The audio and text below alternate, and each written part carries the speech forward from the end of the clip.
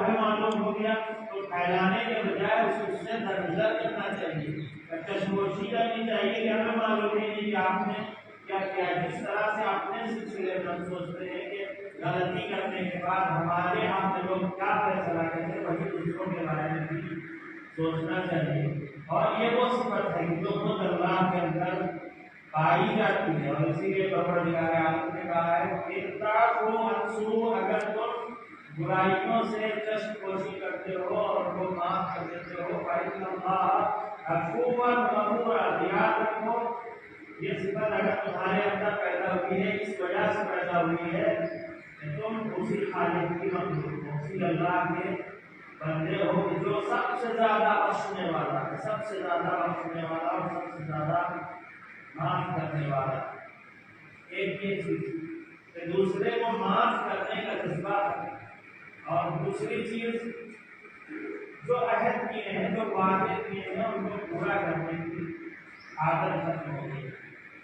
صرف اور صرف نام کے وعدے رہ گئے، جو وعدہ بہت زیادہ کرتے ہیں لیکن اس کو پورا نہیں کرتے، اور اسی وجہ سے بے انسانیت کمزوری اور رشتے ٹوٹ گئے۔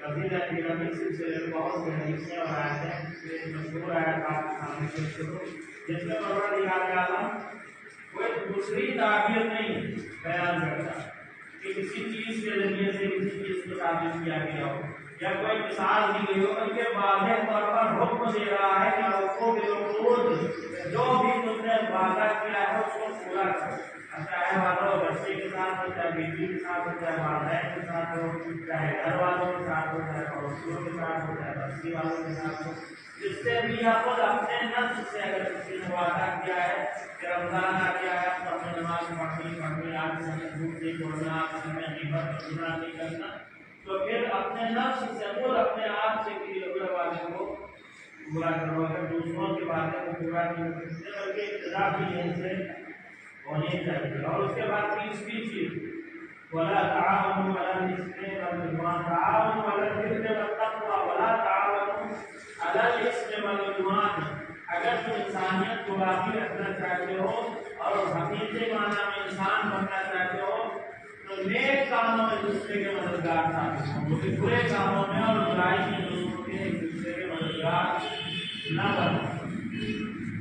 وَتَعَاوَنُوا عَلَى الْبِرِّ وَالتَّقْوَىٰ، نیکی اور تقویٰ کے اوپر کی بنیاد پر ایک دوسرے کی مدد کرو۔ وَلَا تَعَاوَنُوا عَلَى الْإِثْمِ وَالْعُدْوَانِ، گناہ اور برائی اور جھگڑا اور اختلاف کے سلسلے میں۔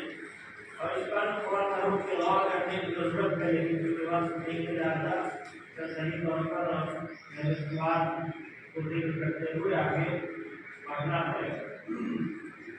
اگر نیک کام میں وہاں پر رکو، وہاں پر جتنی بھی صلاحیت، جتنی بھی قوت، جتنی بھی استعداد ہے اس کے مطابق اس کی مدد کرنے کی کوشش کرو۔ پیسے کے اعتبار سے ہو سکتا ہے، پیسے کے اعتبار سے، مال کے اعتبار سے، اپنے اثر کے اعتبار سے، اپنی صلاحیت علم اور اپنی مہارت اور فن کے اعتبار سے، دوسروں سے روابط کی بنیاد پر، جس طرح سے بھی ہو سکے اپنے بھائی کی مدد کرو۔ لیکن اگر کوئی گناہ کام ہے، کوئی برے کام ہے، اختلافی کام ہے، کوئی کسی مشکل کام ہے، کسی اللہ کی معصیت میں تم سے مدد چاہ بھی رہا ہے اور تم اس کی مدد کر بھی سکتے ہو تو ایسی جگہ سے دور کرو۔ یعنی مدد کرنے کا بھی معیار ہے، مدد کب کی جائے گی؟ اس وقت کی جائے گی جب حلال بر و تقویٰ، اس کا معیار نیکی اور تقویٰ، اللہ کی پرہیزگاری ہو۔ اگر گناہ یا ظلم و فساد کی بنیاد پر ہے تو وہاں پر مدد نہیں ہونی چاہیے۔ تو یہ وہ چیزیں ہیں جن کو پروردگار عالم نے قرآن مجید سے انسانیت کی بقا کے راز کے طور پر اور اہم مناسب کے عنوان سے پیش کیا ہے۔ سب سے پہلی اللہ معاف کرنے والا ہے، اس نے بہت کیا ہے کہ تم لوگوں کی غلطیوں سے چشموشی کرو، اس کی غلطیوں کو معاف کر دو تاکہ اللہ کے تمہارے گناہوں کو، تمہاری غلطیوں کو معاف کر دے۔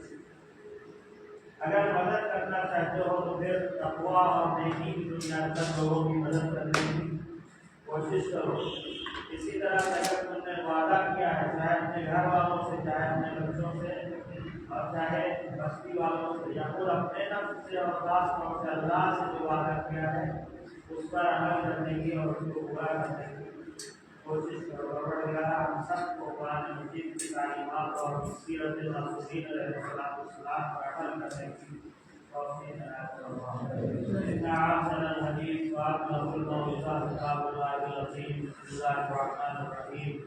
والعصر ان الانسان لفی خسر الا الذین آمنوا وعملوا الصالحات وتواصوا بالحق وتواصوا بالصبر۔ اللهم صل على محمد وآل محمد۔ اللهم صل على محمد وآل محمد۔ اللهم صل على محمد وآل محمد۔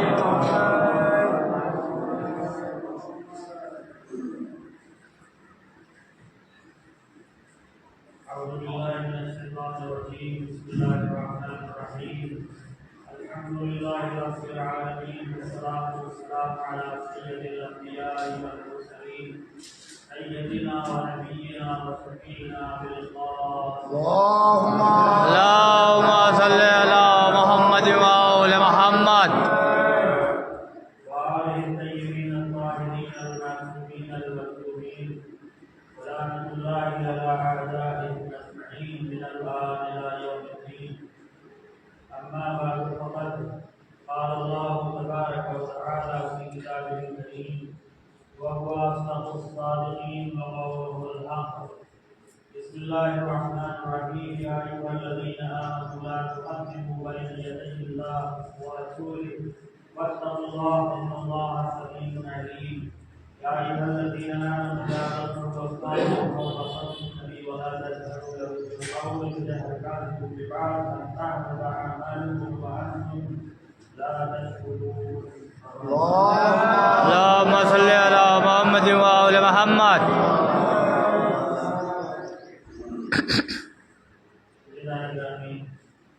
سورہ مبارکہ حجرات کی ابتدائی آیات کے ضمن میں جو باتیں پروردگار عالم نے اور جو احکام اور جو معیار اور جو قوانین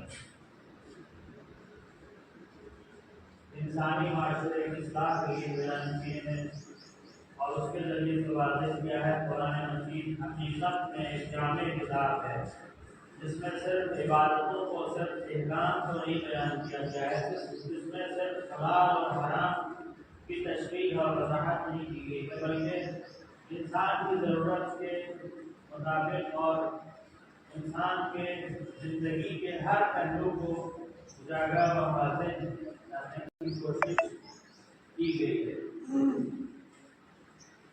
جن آیتوں کو آپ کے سامنے پیش کیا اس میں سے جو باتیں بیان ہو چکی ہیں ان کو تکرار نہ کرتے ہوئے قرآن مجید کی اس آیت اسی سورہ کی اس آیت کی تلاوت آپ کے سامنے میں نے کی ہے۔ اس میں پروردگار عالم ارشاد فرما رہا ہے کہ یا ایھا الذین آمنوا لا ترفعوا اصواتکم فوق صوت النبی، کہ اے ایمان لانے والوں اپنی آوازوں کو نبی کی آواز کے اوپر بلند نہ کرو، ولا تجهروا له بالقول، اور اس سے اگر بات کرو تو بلند آواز میں بات نہ کرو، کجہر بعضکم ببعض، جس طرح سے بعض لوگ رسول اکرم سے گفتگو کرتے ہیں تو بلند آواز میں گفتگو کرتے ہیں، اونچی آواز میں گفتگو کرتے ہیں، کیوں؟ اس لیے کہ یہ باعث ہوگا انتا وتر اعمالکم وانتم لا تشعرون، اس لیے یہ سبب بنے گا کہ تمہارے سارے اچھے اعمال، سارے نیک اعمال، ساری عقائدیں اور ساری عبادتیں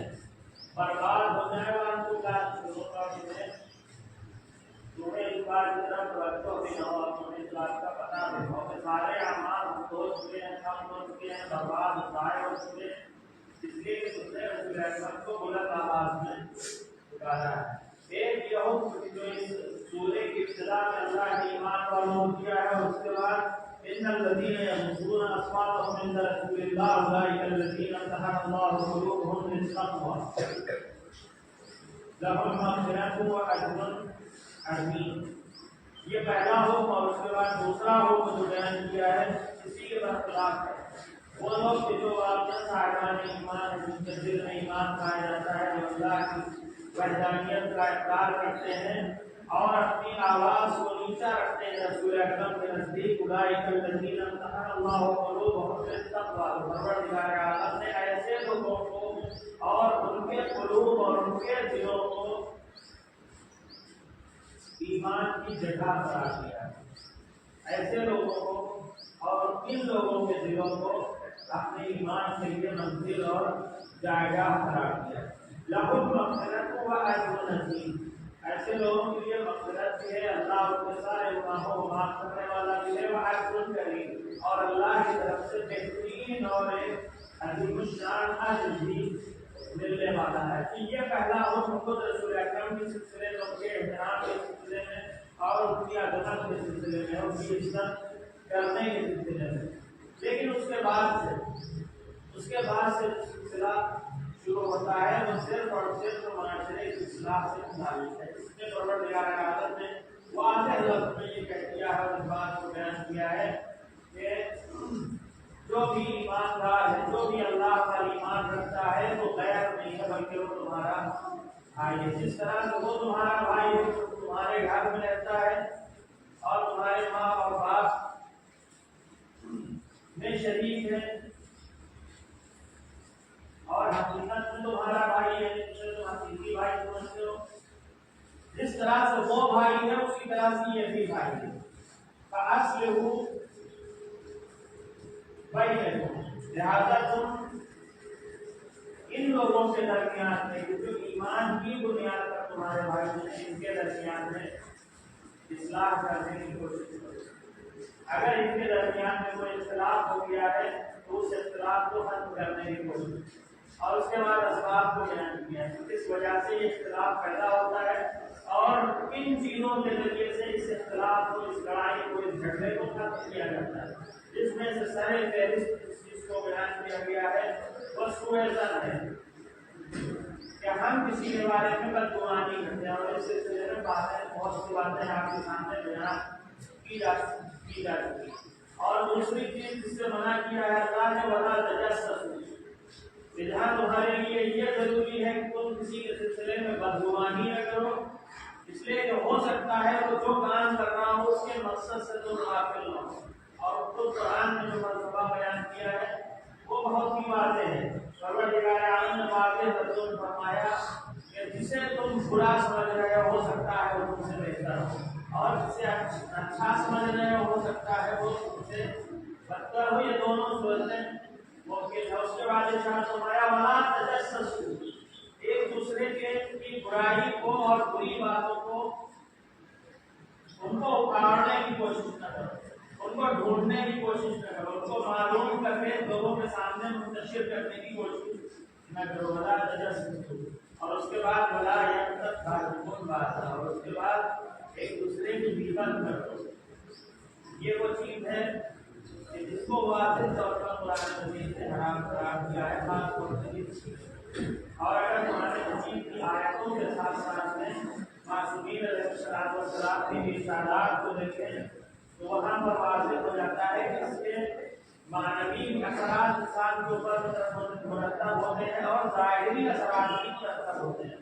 ظاہری اثرات آپ جانتے ہیں کہ اگر ہم نے کسی کی غیبت کی، جو برائی اس کے اندر پائی جاتی تھی، اس برائی کو جب ہمیں یہ توبہ اور کسی دوسرے سے بیان کی اور یہ انسان اس برائی کو بیان کرنے کی وجہ سے ناراض ہوا اور اسے ذلت کا سامنا ہوا، تو ایسی صورت میں بہت سے اثرات ہیں جو ظاہری اثرات ہیں۔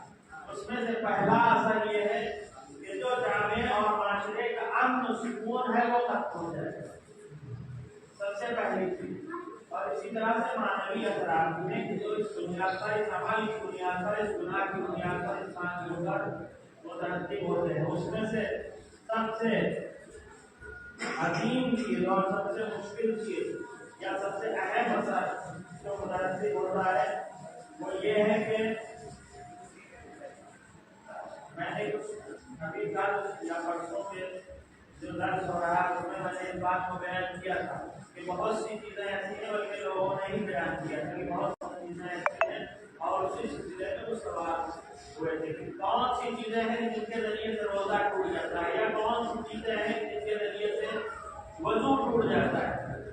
عزیزان گرامی، 5 یا 6 چیزیں بیان کی گئی اور آپ اس سے واقف ہیں کہ ان چیزوں سے وضو ٹوٹ جاتا ہے، لیکن رسول اکرم صلی اللہ علیہ وسلم اللہم صلی علی محمد وآل محمد. تو جب ابتدا ہوئی کوئی شخص غیبت کر رہا تھا تو آپ نے فرمایا کہ یاد رکھو اس غیبت کے ذریعے سے وضو باطل ہو جاتا ہے. یعنی اگر کوئی سو جائے, اگر کوئی نجس ہو جائے اور دوبارہ اس نے وضو نہیں کیا, اس نے طہارت نہیں کیا اور نماز پڑھے تو اس نماز پڑھنے سے کوئی فائدہ نہیں, اس لیے کہ بے وضو اس نے نماز پڑھی ہے, بغیر طہارت کے اس نے نماز پڑھی. اسی طرح سے ظاہری اعتبار سے اس کا اثر انسان کے وضو کے اوپر نہیں ہوتا ہے. یعنی واقعی معنی جس معنی میں ہم سمجھتے ہیں کہ وضو ہمارا ٹوٹ گیا, وضو ہمارا باطل ہو گیا, اب دوبارہ طہارت کرنی پڑے گی. میں نے عرض کیا کہ جہاں ظاہری اثر ہوتے ہیں وہی معنوی اثر بھی ہوتے ہیں.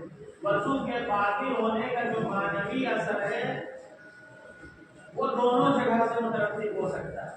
وہ چیزیں جو اسباب وضو ہیں, جو وضو کے ٹوٹنے کا اور باطل ہونے کا باعث ہیں, اور ان کے سرزد ہونے کے بعد جو وضو کے اوپر اثر پڑتا ہے وہی اثر انسان کے کسی دوسرے کی غیبت کرنے کی بنیاد پر پڑتا ہے.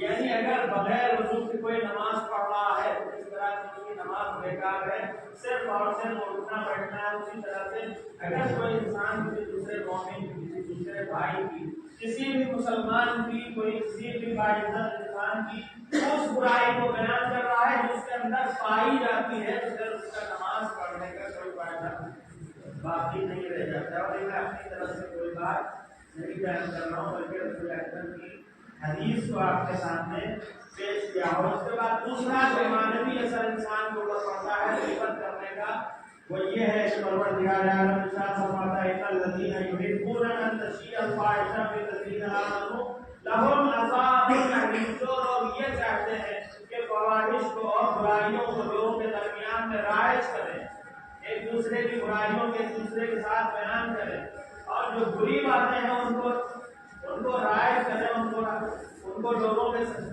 درمیان میں نشر کریں اور منتشر کریں, تو اللہ فرماتا ہے لہم عذاب الیم. یہ کس کے لیے؟ یہ کفار کے لیے نہیں ہے, یہ مشرکین کے لیے نہیں ہے, یہ ان لوگوں کے لیے نہیں ہے جو رسول اکرم کے سامنے شمشیر لے کے آتے تھے, رسول اکرم کے اوپر مسلمانوں کے اوپر حملہ کرتے تھے, مقابلہ کرتے تھے, یا ان کا انکار کرتے تھے, یا اللہ کو گالی دیتے تھے. نہیں, ان لوگوں کے لیے نہیں ہے, بلکہ ان مومنین اور ان مسلمانوں کے لیے ہے کہ ایک دوسرے کی غیبت کریں. ان کے لیے پروردگار نے فرمایا ہے لہم عذاب الیم. امام حسین علیہ السلام اللهم صل على محمد وآل محمد. تیسرے معنوی اثر جو غیبت کے ذریعے انسان کے جسم کے اوپر, انسان کے روح کے اوپر پیدا ہوتا ہے, امام حسین علیہ السلام کو ارشاد فرماتے ہیں ایاکم والغیبہ فإنها خلاف خلاف النار. غیبت کرنے سے بچو, اس لیے کہ یہ جہنم کے گھٹنوں کی غذا ہے. جہنم کے جو جانور ہوں گے, جانور کون سے ہوں گے؟ وہاں کوئی جانور نہ ہوگا بلکہ انسان ہوں گے, یا یہ کہ وہاں کی سزائیں ہوں گی, وہاں کے جو لوگ ہوں گے ان کی جزا کیا ہوگی؟ یہی غیبت ہوگی. بہت زیادہ سکون سے, بہت زیادہ ٹھہر کے ماہ رمضان مبارک کے باتوں پر غور کرنے کی ضرورت ہے کہ جن چیزوں کو ہم گناہ سمجھتے ہی نہیں ہیں, جن چیزوں کو ہم اپنی غلطی سمجھتے ہی نہیں ہیں, جن چیزوں کو ہم نے اس طرح سے انجام دیا ہے کہ اب جو احساس خطا ہونا چاہیے تھا وہ احساس تک ہو گیا, اس لیے کہ اب ان چیزوں کو ہم غلطی اور خطا نہیں سمجھتے, ان چیزوں کو اللہ کی معصیت نہیں سمجھتے. ان چیزوں پر غور و فکر کرنے کے بعد اور ان ساری برائیوں کو, ان سارے گناہوں کو اپنے اندر سے اور اس کی جڑ کو اپنے اندر سے ختم کرنے کی کوشش کریں.